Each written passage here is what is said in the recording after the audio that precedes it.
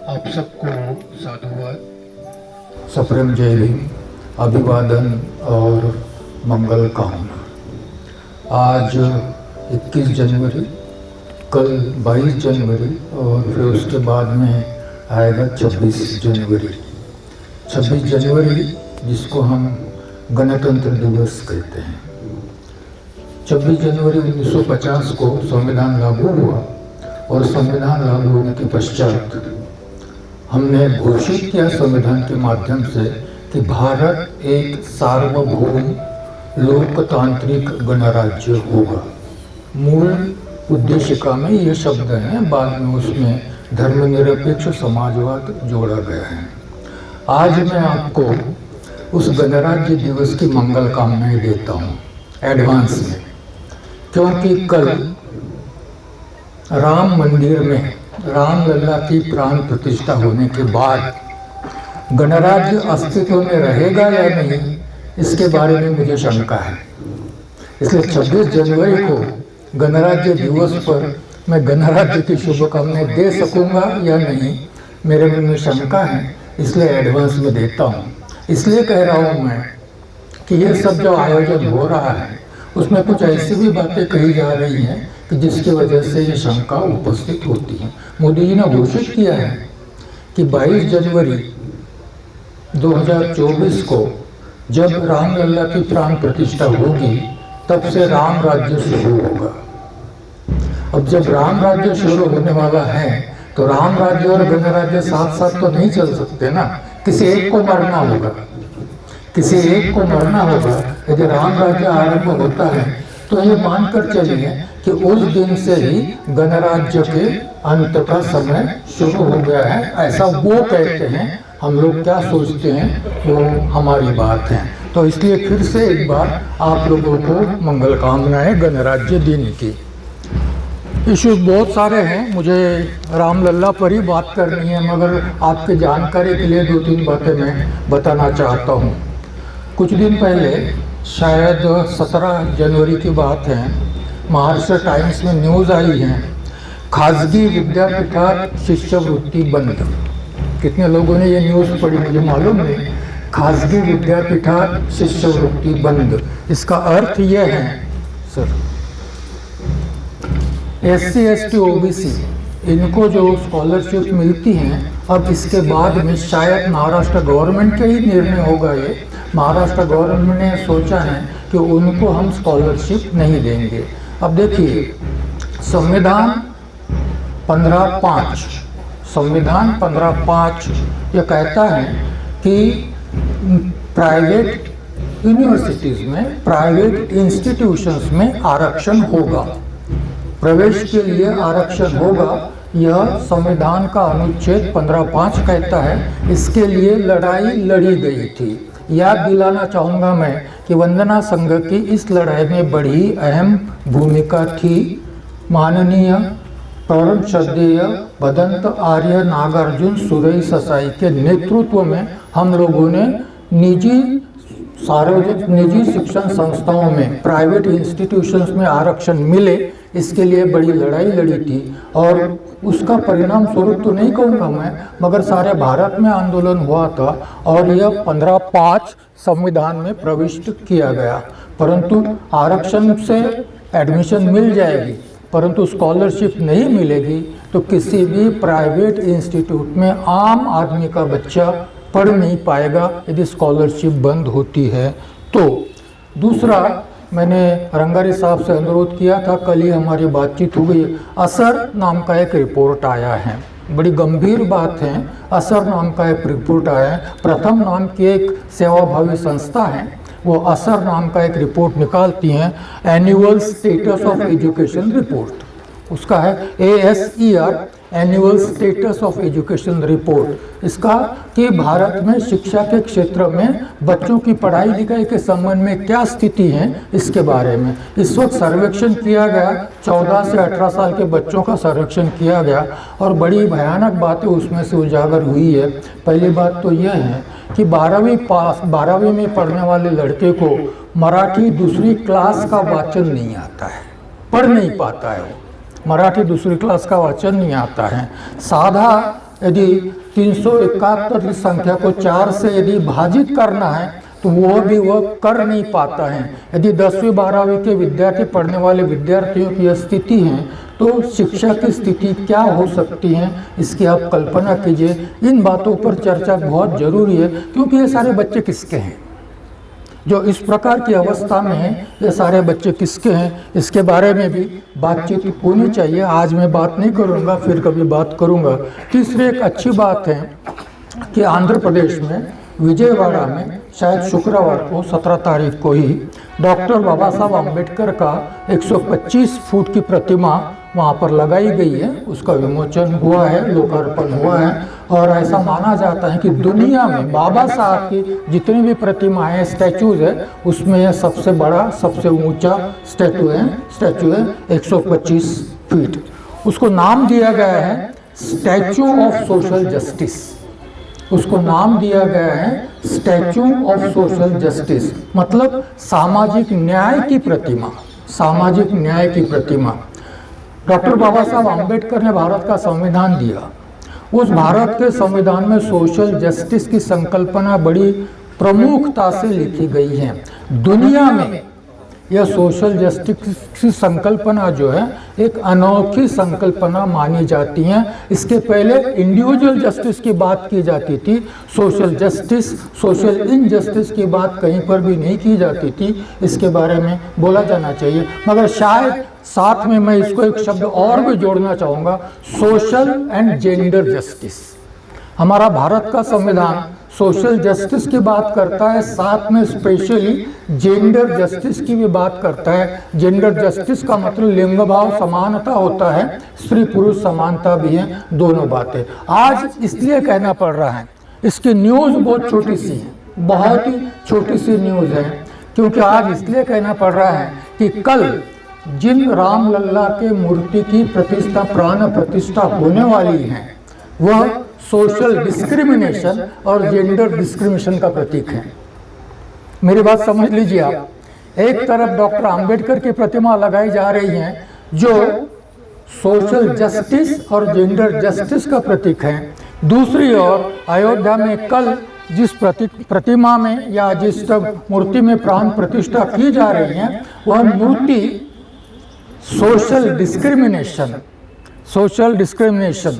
और gender discrimination की प्रतीक मानी जाएगी। सोशल डिस्क्रिमिनेशन, शंभू का वध, यह सोशल डिस्क्रिमिनेशन है। शंभू का वध यह सोशल डिस्क्रिमिनेशन है। सीता की अग्नि परीक्षा और सीता का भूमि प्रवेश यह जेंडर डिस्क्रिमिनेशन है।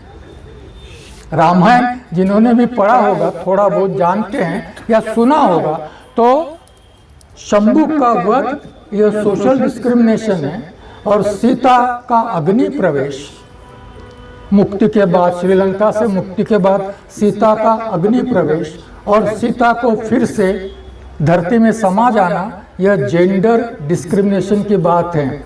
बाबा साहब अम्बेडकर, सोशल जस्टिस और जेंडर जस्टिस, इतनी सी न्यूज़ है, परंतु इधर जो डिस्क्रिमिनेशन की बात करते हैं उनके बारे में जरा पकड़ा बारे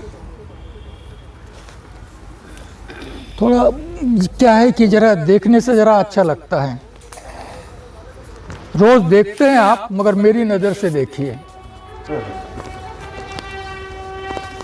यह है कल के कार्यक्रम के संबंध में,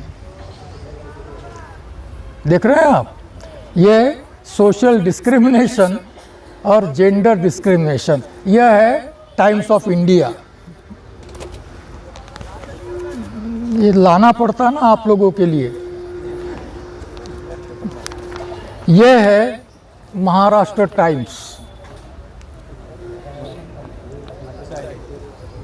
आज का महाराष्ट्र टाइम्स, आज की बात है। देखा दोनों आपने ठीक से देखा? हाँ। और यह है आज का लोकसत्ता। तीनों में क्या फर्क नजर आता है आपको? तीनों में क्या फर्क नजर आता है आपको?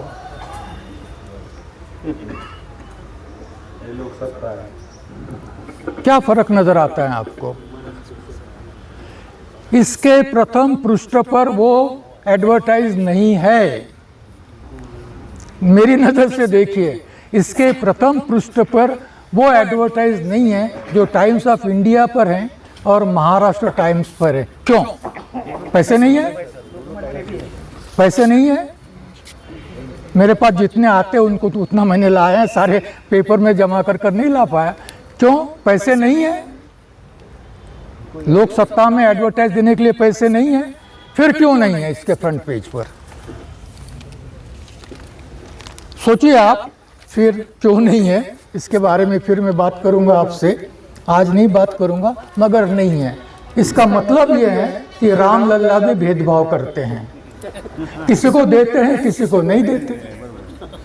हाँ, टाइम्स ऑफ इंडिया को देते हैं, महाराष्ट्र टाइम्स को देते हैं, लोक सत्ता को नहीं देते। राम लल्ला भी भेदभाव करते हैं। राम लल्ला जैसे सोशल डिस्क्रिमिनेशन करते हैं, राम लल्ला जैसे जेंडर डिस्क्रिमिनेशन करते हैं, राम लल्ला एडवर्टाइज में भी डिस्क्रिमिनेट करते हैं, लोक सत्ता को नहीं देते। शायद लोक सत्ता उनको पसंद नहीं है, शायद लोक सत्ता उनको वो नहीं दे पाता जो टाइम्स ऑफ इंडिया और महाराष्ट्र टाइम्स देता है। हाँ नहीं,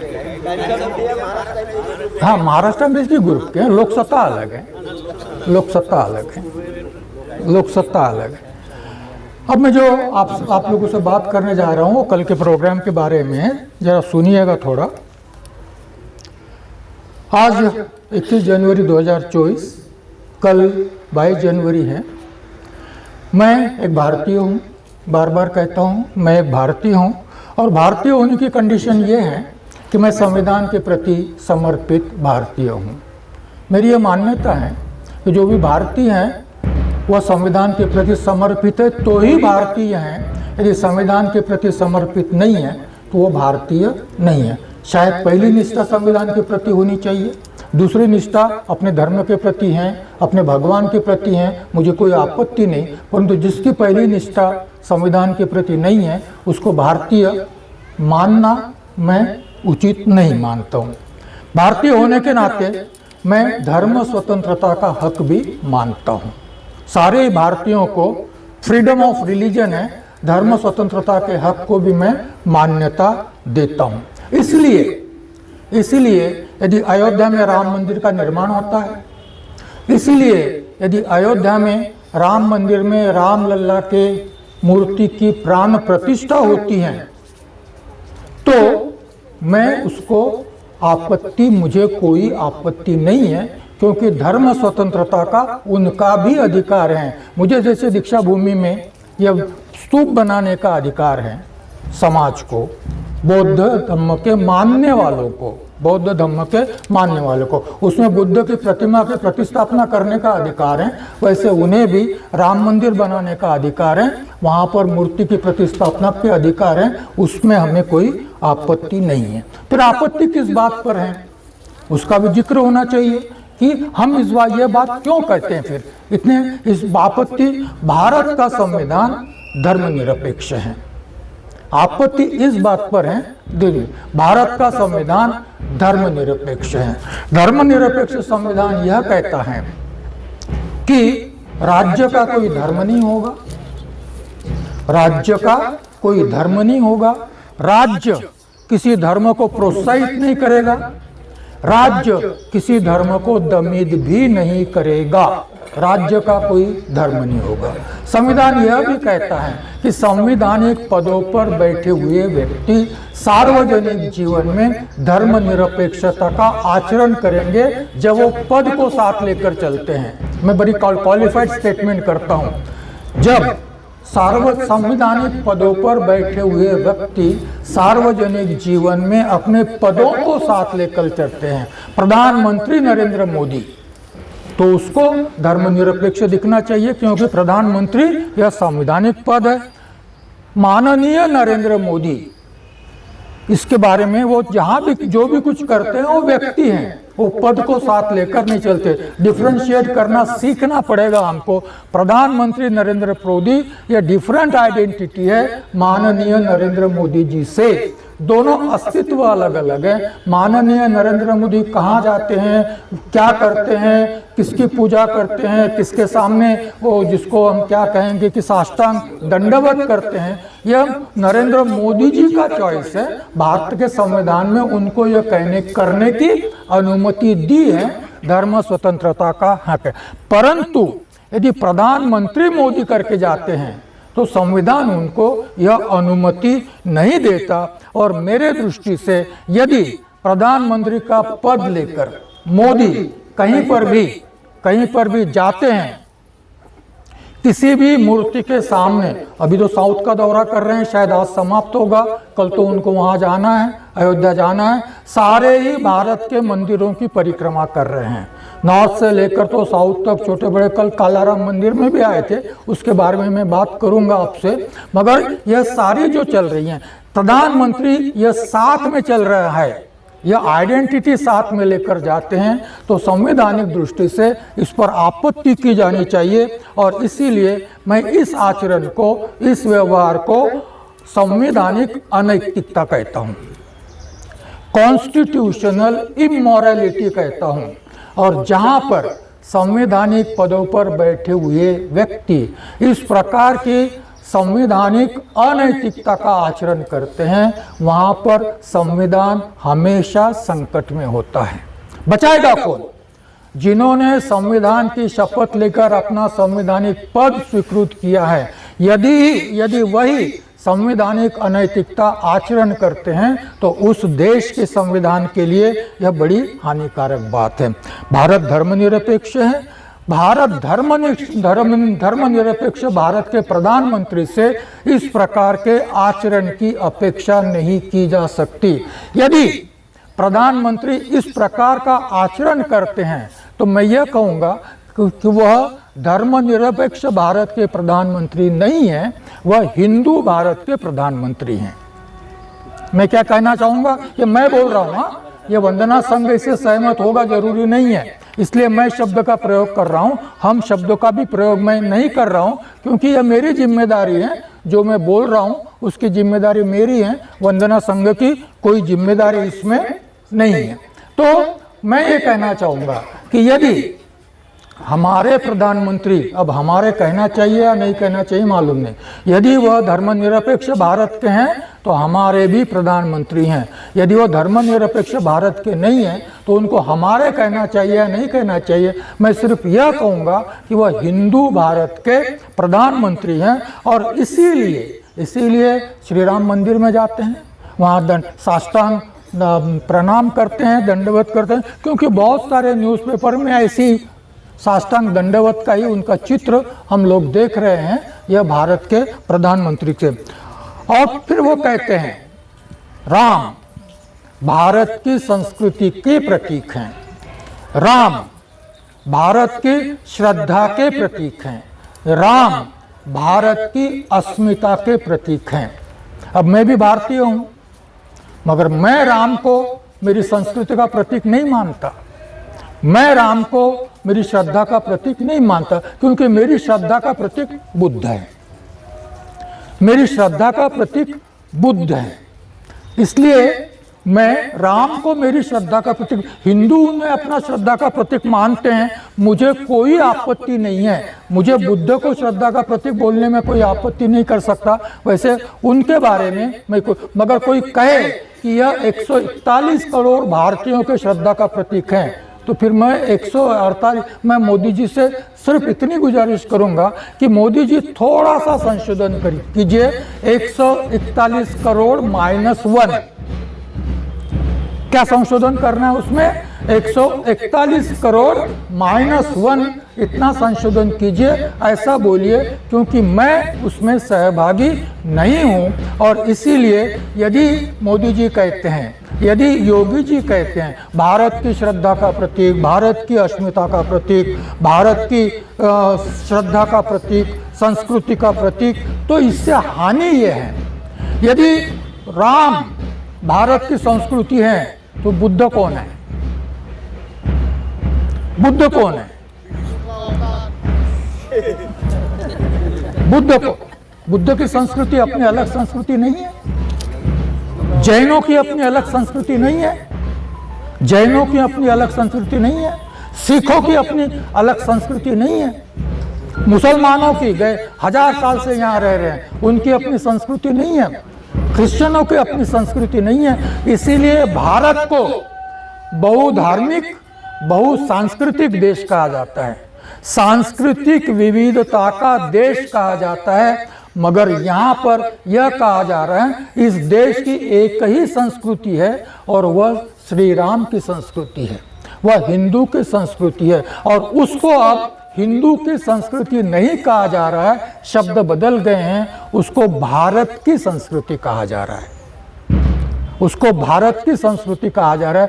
बहुभारतीय बहुधार्मिक देश को, बहुसांस्कृतिक देश को, अलग अलग श्रद्धा वाले देश को एक ही श्रद्धा स्थान में। और फिर इसका दूसरा क्या है जो नहीं कहा जा रहा है, वो यह है कि जो राम को अपनी श्रद्धा का प्रतीक नहीं मानते, जो राम को अपनी संस्कृति का प्रतीक नहीं मानते, जो राम को अपनी श्रद्धा का प्रतीक नहीं मानते, उनके लिए इस देश में जगह है या नहीं है? तो कौन सी जगह है? यह हिंदू राष्ट्र। जो इनको नहीं मानते उनके बारे में इस देश में उनको रहना है तो सेकेंडरी सिटीजन करके रहना होगा। पहले जय श्री राम बोलो, बाद में जय भीम भी बोल सकते हो। पहले जय श्री राम बोलो, बाद में जय भीम बोलो, जय बुद्ध बोलो, जो भी बोलना है, सलाम बोलो। पहले जय श्री राम बोलना होगा यहाँ रहना है। तो ये इसका प्रतीक है, ये इसका प्रतीक है कि राम सारे भारत के हैं, भी आपके हैं, आप अपने तक रखो ना उसको। सारे भारत, हम पर इनको आरोपित क्यों करना चाहते हो? और इसलिए यदि बहुसंख्यकों की धर्म श्रद्धा, बहुसंख्यकों की संस्कृति, बहुसंख्यकों की अस्मिता, बहुसंख्यकों की संस्कृति यदि सारे ही भारत की संस्कृति मानी जाती है तो फिर अल्पसंख्यकों का क्या होगा? अल्पसंख्यकों की संस्कृति का क्या होगा? क्योंकि अनुच्छेद 25, अनुच्छेद 29, अनुच्छेद 30 सांस्कृतिक विविधता को मान्यता देते हैं। ये अनुच्छेद धार्मिक विविधता को मान्यता देते हैं और संविधान ने उनको प्रोटेक्शन दिया है। संविधान ने उनकी संस्कृति को, उनके धर्म को, सारे ही चीज़ों को उनको प्रोटेक्शन दिया है। ऐसी स्थिति में यदि मोदी जी या योगी जी यह कहते हैं तो फिर कैसे होगा? तो यह इस प्रकार से हमको इस तरफ देखना होगा। थोड़ी सी दूसरी बात मैं कहना चाहूँगा। मंगलवार दिनांक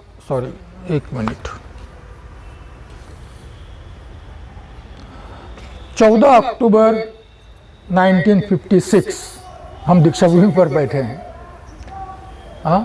एक प्रतिज्ञा हम लोग लेते हैं, बार बार बोलते हैं, मैं राम और कृष्ण को भगवान नहीं मानूंगा, मैं उनकी पूजा नहीं करूंगा।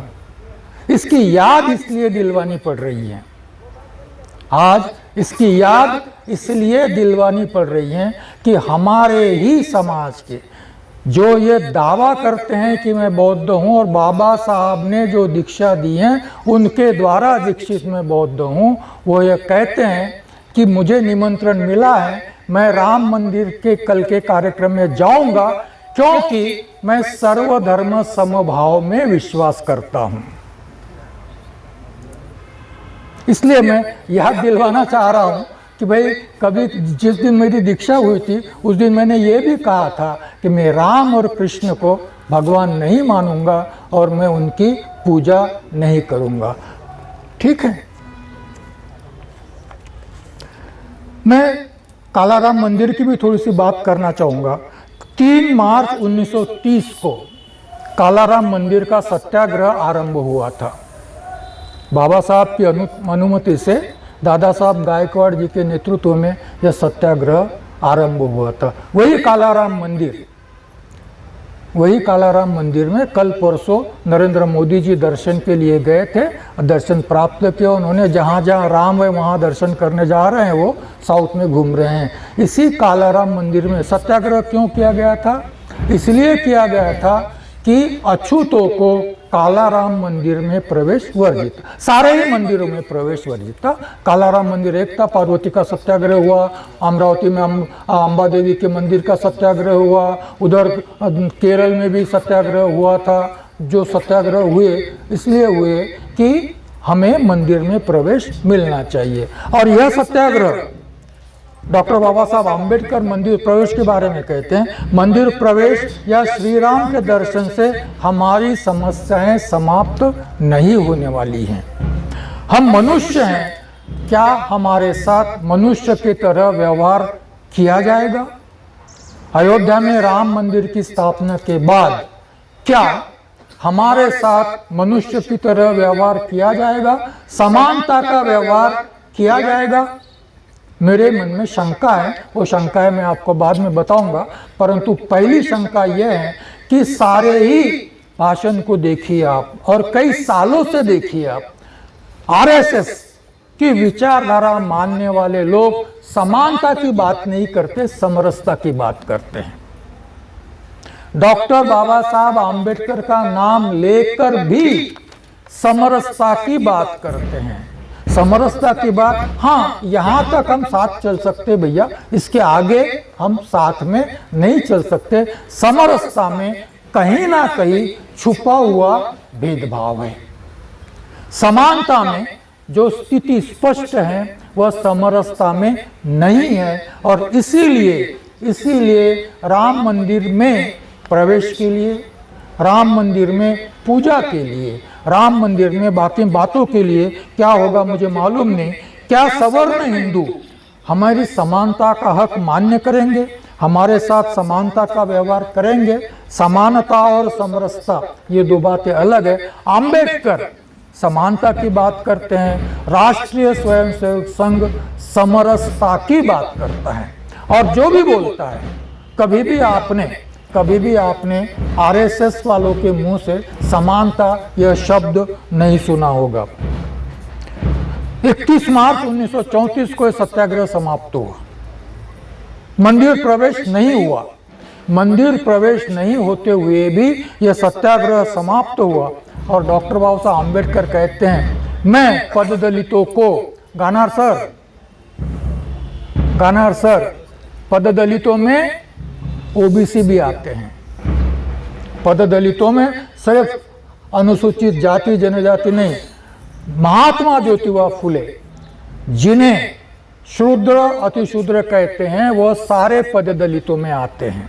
और पद दलितों के सत्सद विवेक बुद्धि को आवाहन करता हूं कि मंदिर में जाकर दर्शन करने से, चाहे वो मंदिर किसी का भी हो, मंदिर में जाकर दर्शन करने से हमारी समस्याएं समाप्त नहीं होगी। और फिर इस सत्याग्रह की समाप्ति के पश्चात अपने क्या नाम, उनका नाम भूल रहा हूं मैं, वो कहते हैं कालाराम मंदिर का सत्याग्रह समाप्त हुआ और वहीं से पद दलितों ने हिंदू समाज से संबंध विच्छेद का निर्णय लिया। जब प्रवेश नहीं है तो वहां क्या करेंगे? तो वहीं से संबंध विच्छेद का नियम, हिंदू धर्म से, हिंदू समाज से संबंध विच्छेद का निर्णय लिया गया। और अंत में जाकर 1956 में धर्मांतर हुआ। अंत ये है मानकर जी के किताब से मैं कोट कर रहा हूँ आपको, विजय मानकर जी की किताब से, कि वो आरंभ है और अंत हमने 1956 में। इसको वो कहते हैं Kalaram Mandir movement to conversion movement. बड़े मस्त शब्द हैं, बड़े अच्छे शब्द हैं। Kalaram Mandir movement to conversion movement. Kalaram Mandir में हमने घोषित कर दिया और घोषित किया कि हमसे आज से हिंदू धर्म से हमारा कोई नाता नहीं है, हिंदू समाज से हमारा कोई नाता नहीं है। तो कल जब रामलला के मूर्ति की प्रतिस्थापना होगी तो शायद प्रतिक्रांति की बात होगी। फ्रॉम कन्वर्शन मूवमेंट टू क्या? जोड़ो ना कुछ। Ghar Wapsi movement, from conversion movement to Ghar Wapsi movement. यह घर वापसी की बात है। घर वापसी की बात इसलिए है, घर वापसी की बात इसलिए है कि अयोध्या के एयरपोर्ट को वाल्मीकि का नाम दिया गया है। समझ रहे बात को? गोलवलकर का नाम नहीं है, हेडगेवार का नाम नहीं है, राम का भी नाम नहीं है, वाल्मीकि का नाम दिया गया है। वाल्मीकि कहां जाएगा?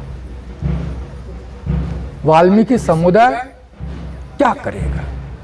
वाल्मीकि का मंदिर उस परिसर में बनाया गया है, शबरी का मंदिर उस परिसर में बनाया गया है, निषाद का मंदिर, निषाद राज का मंदिर उस परिसर में बनाया गया है। क्यों बनाए गए हैं ये मंदिर? राम मंदिर के परिसर में बाकी के भी और मंदिर है, वशिष्ठ का है, विश्वामित्र का है, परंतु मैं ये तीन चार नाम ले रहा हूं। वाल्मीकि एयरपोर्ट। क्यों? क्योंकि ये सब लोग जो टूटना चाह रहे थे उनको फिर से हिंदू धर्म में लाना है। अच्छा नहीं लगेगा क्या किसी वाल्मीकि को, वाल्मीकि समुदाय के मंदिर पूछे कि वाल्मीकि जी के नाम का तो एयरपोर्ट बना, और किसने बनाया? नरेंद्र मोदी जी ने बनाया। किसने बनाया? योगी जी ने बनाया। वाल्मीकि का मंदिर है, शबरी का मंदिर है, निषाद का मंदिर है, और ये सारे ही कौन सी जाति के लोग हैं? ये सारे ही उन जातियों के लोग हैं जिनको कभी मंदिर प्रवेश की अनुमति नहीं थी। आज मंदिर बनाए जा रहे हैं उनके, इसलिए कि उनको जोड़ा जाएगा। भेदभाव होगा, परंतु भेदभाव का तरीका वो नहीं होगा जो किसी समय में था।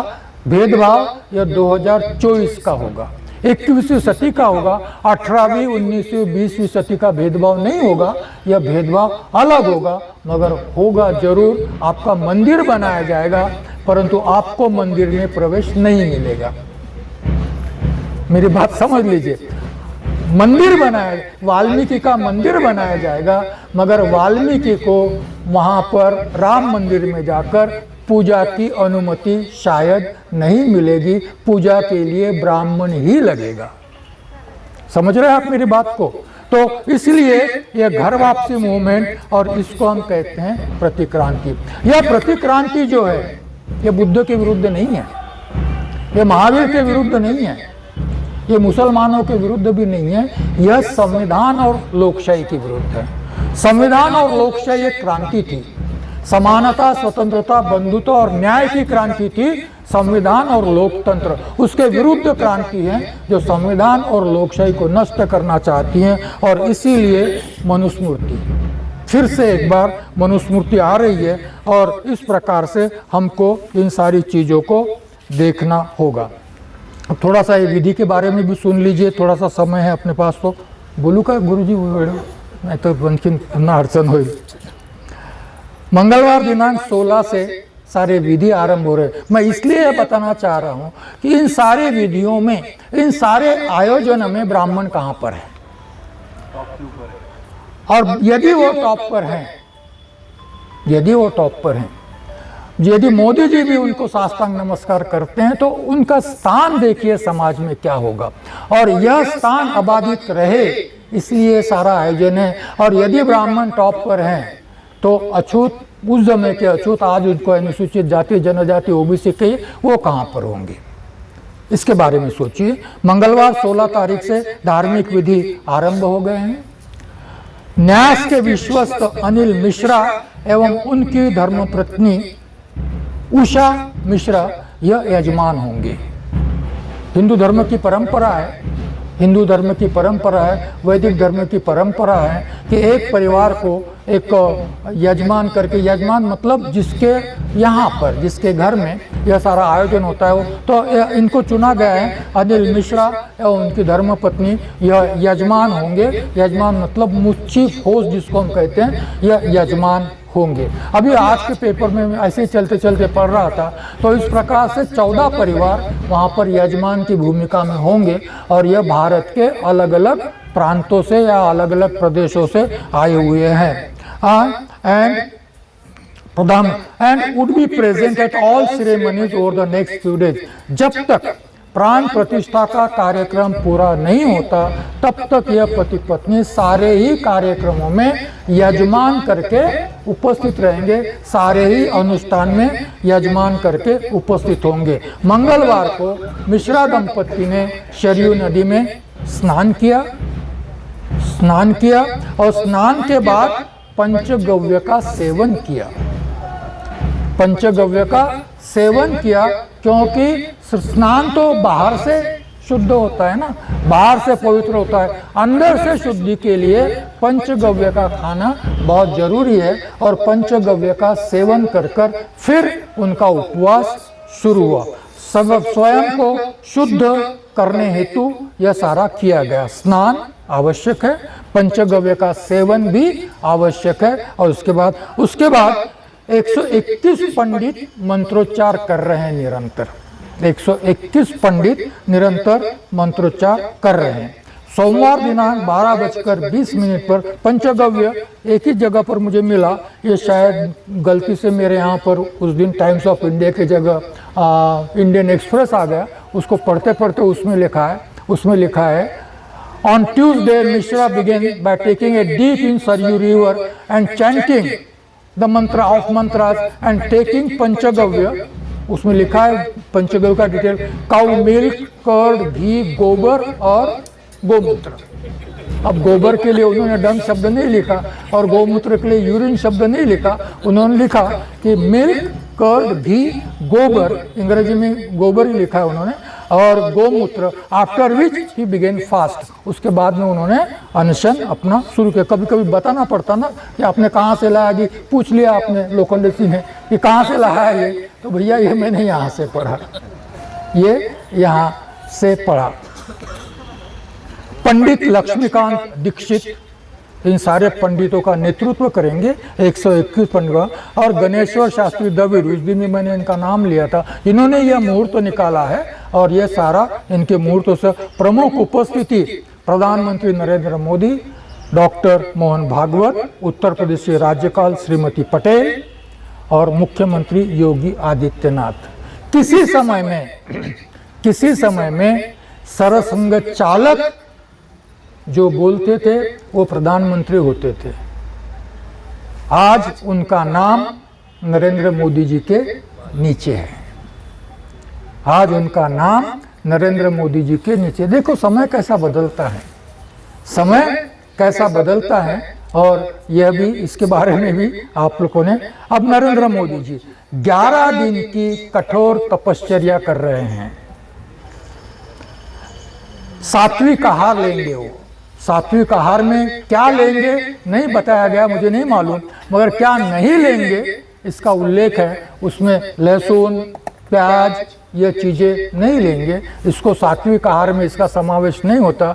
यह खाने वाले तामसी आहार बोलते हैं इसको। बड़े गुस्से वाले लोग होते हैं, जो लहसुन प्याज खाते हैं वो सारे गुस्से वाले लोग होते हैं। आप बहुत ज़्यादा खाते हैं, शायद आपको बहुत ज़्यादा गुस्सा आता है। तो यह तामसी आहार है, यह नहीं खाएंगे। जमीन पर सोते हैं, जमीन पर सोते हैं। और ये भी कहा गया है कि सिर्फ एक कंबल ओढ़ते हैं, सिर्फ एक कंबल ओढ़ते हैं, ये भी कहा गया है। देखो व्यक्ति को कितना गौरवान्वित किया जाता है। पूजा अर्चा, उपवास, ये सारे व्यक्ति की बातें हैं। इनका सार्वजनिकीकरण क्यों किया जाना चाहिए? इनको सार्वजनिक रूप से व्यक्त क्यों जाने? जो आपको करना है आप कीजिए ना, मगर ये सारा क्यों बताया जा रहा है? इसलिए बताया जा रहा है कि मोदी जी राम के भक्त है। 141 करोड़ भारतीय उनकी बात सुनते हैं और उन्होंने ये सारा करना चाहिए। केवल एक कंबल ओढ़ कर सोते हैं, पानी नहीं पीते, सिर्फ नारियल पानी पीते हैं।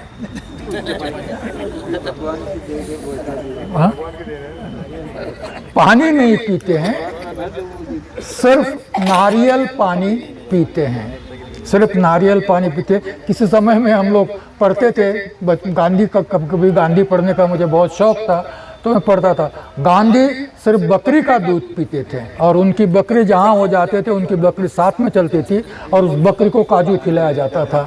सेब खिलाए जाते थे और सिर्फ गांधी जी उस बकरी का दूध पीते थे।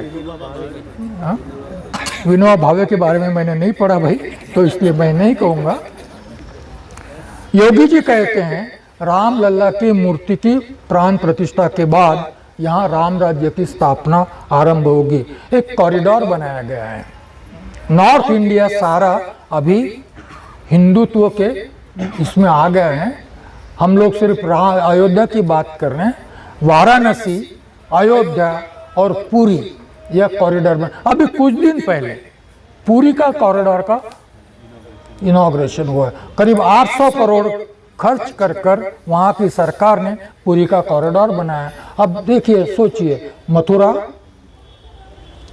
काशी, वाराणसी मतलब काशी, अयोध्या और पुरी, ये सारा बेल्ट साउथ में शायद अभी वह नहीं कर पा रहे हैं, मगर ये सारी जो बातें हो रही हैं इस प्रकार से, इसमें से ये ब्राह्मण 121 ब्राह्मण, 125 ब्राह्मण, अमका टमका जो कुछ भी है, ये सारा, ये इतना यदि ब्राह्मणवाद चल रहा है, इतना यदि ब्राह्मणवाद चल रहा है, तो ब्राह्मणों का वर्चस्व प्रस्थापित करने के लिए यह सारा आयोजन हो रहा है। इसका मतलब मनुस्मृति का राज फिर से आएगा। मोदी जी को भी साष्टांग, मोदी जी को कोई नमस्कार नहीं करेगा, मोदी जी को कोई नमस्कार नहीं करेगा। मोदी जी ब्राह्मणों के सामने साष्टांग नमस्कार करेंगे। और फिर जो कहा गया है कि ब्राह्मण असला जरी भ्रष्ट तरी तीनी लोकी श्रेष्ठ, वो भ्रष्ट हो चाहे कुछ भी हो, वो श्रेष्ठ होगा ही। तो इस प्रकार से इस सारे आयोजन के तरफ